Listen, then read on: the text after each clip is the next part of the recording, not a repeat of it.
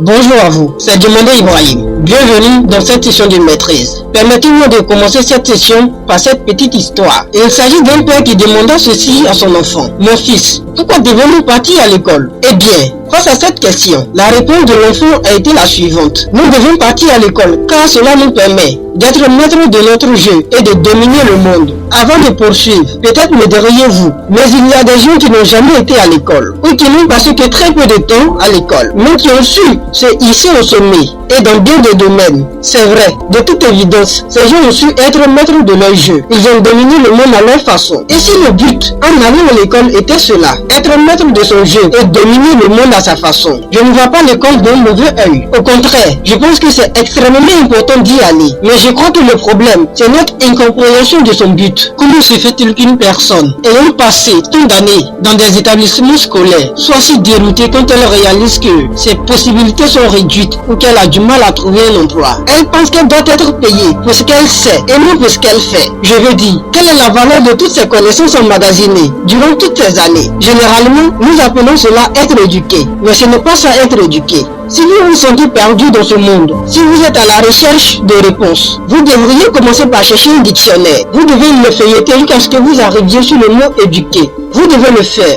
Puis, vous devez commencer à réfléchir à la vraie signification de ce mot. Vous devez le faire, car lorsque vous l'aurez compris, vous commencerez à être maître de votre jeu. Vous commencerez à dominer ce monde à votre façon. Toute personne ayant accompli quoi que ce soit, même en étant dotée de peu d'instructions, qu'elle soit d'ordre général ou spécialisée, qu'elle soit dépourvue de diplôme ou qu'elle soit sans emploi, a dû le comprendre. Être éduqué, c'est savoir comment obtenir ce que l'on désire d'autrui, sans violer les droits de ce dernier. Et cela n'est pas nécessairement une question de diplôme ou de culture générale. Mais peut-être pouvez-vous maintenant comprendre lorsque je dis que le but des établissements scolaires, c'est de vous aider à être maître de votre jeu. Du moins, c'est ainsi que vous devriez le voir. Être éduqué, c'est de comprendre que nous avons des facultés supérieures. Il s'agit de l'imagination, la perception, la volonté, la mémoire, l'intuition et la raison. Vous devez vous appliquer à développer ces facultés. Personnellement, je crois que pour réussir, il faut savoir ce que l'on veut, mais ça ne suffit pas.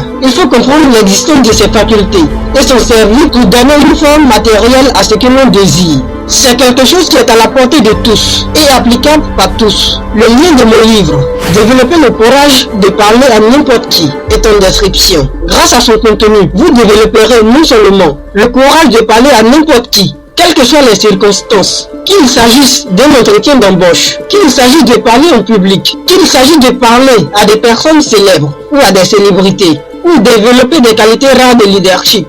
Tout ce que vous avez à faire, c'est de cliquer sur le lien en description. Merci pour votre écoute. C'était Demandé Ibrahim.